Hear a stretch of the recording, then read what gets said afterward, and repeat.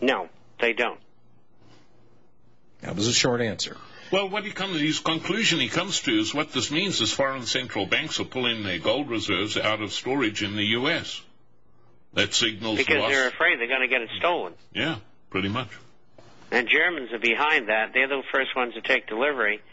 And Dubai is taking delivery from London because they're being advised by the Germans.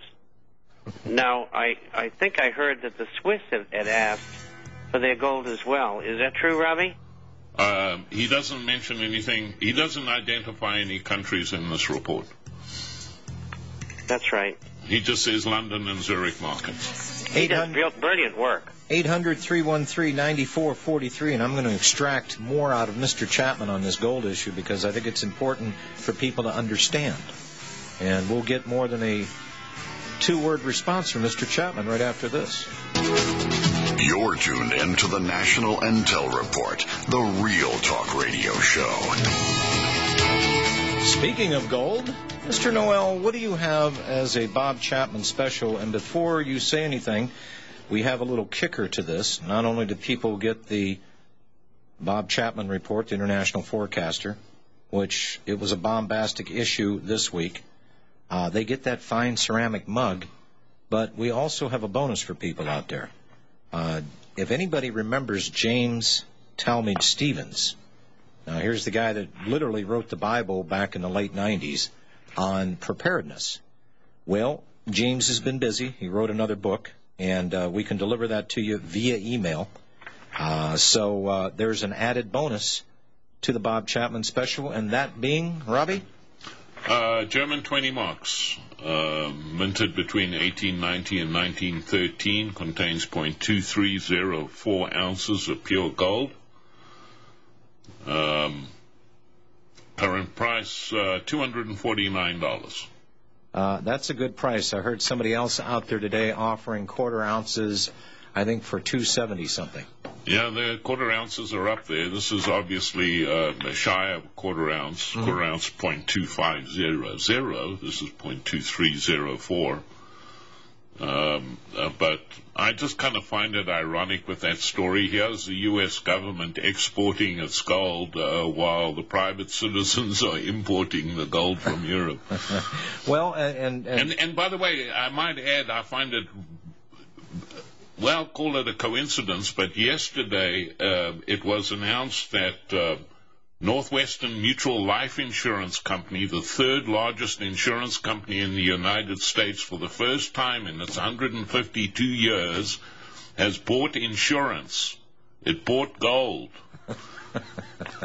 Well, for those people out there in Radio Land listening to us today, Robbie, what is the Chapman special? What do they need to buy in order to get the...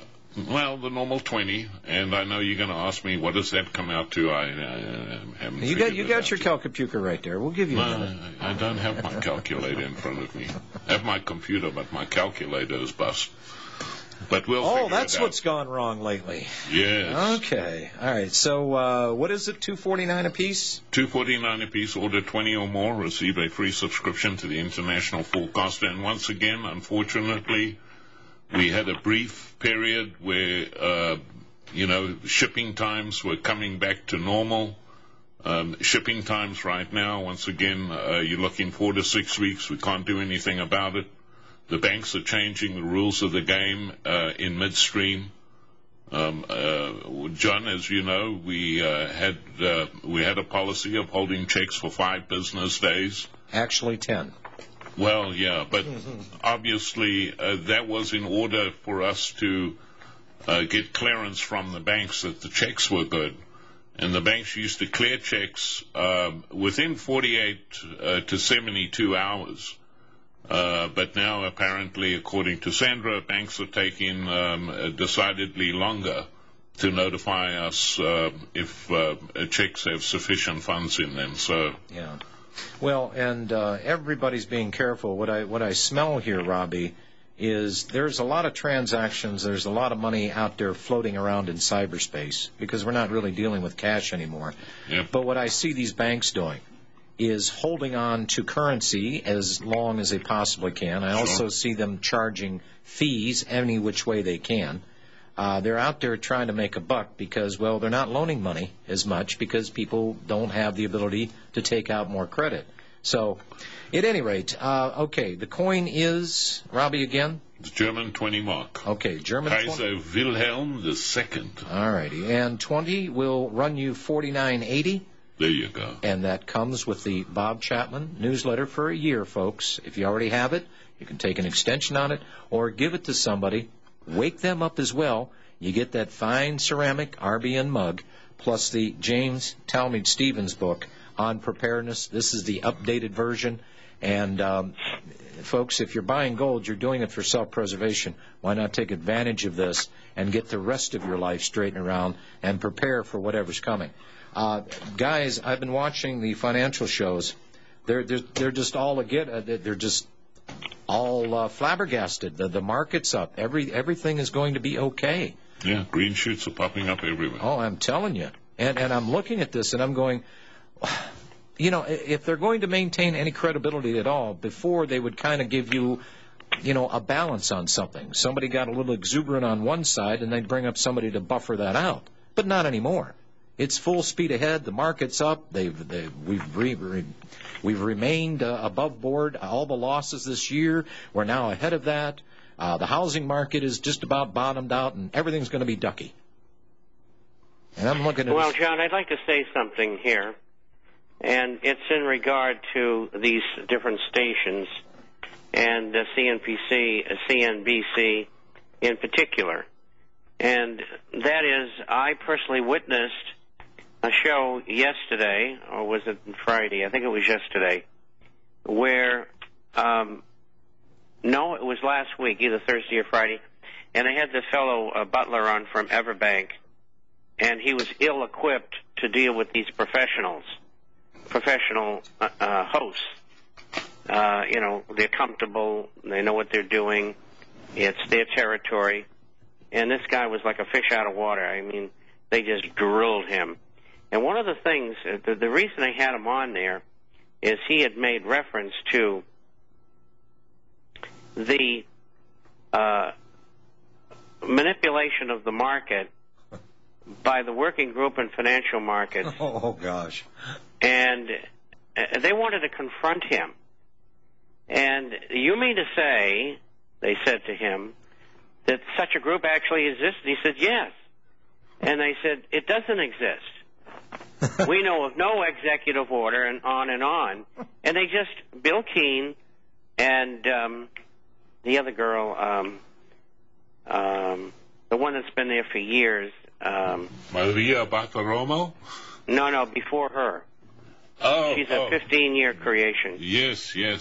Oh, Sue Herrera. Sue Herrera. You know, I know Sue personally, and I know Bill Keene very well because I used to be on FNN twice a week in Santa Monica. Yes. And I knew Ron Insana when he was started at 23 years old there, and Ed Hart, who was probably one of the greatest journalists I've ever met. He was also a client of mine. He's since deceased. And so I know those guys from the old days, and they know what the story is. And they sat there and lied. And I was very surprised. And it just shows you the heat the GE, the conspiracy, is putting on these people. And they'll do anything to get that market up and get gold down and try to hide what's going on behind government. And everybody knows that there's no records kept of what the orders are by the Fed to the 21 dealers who they deal with every morning to rig the markets. There's no records of what goes on within the working group and financial markets. There's no records at all. You can't get anything. Well, and this is why I started to say, Bob, that, you know, what if they're going to maintain some kind of semblance of credibility? I mean, they've just pulled out all the stops, and they literally have turned into the cheerleaders for Wall Street.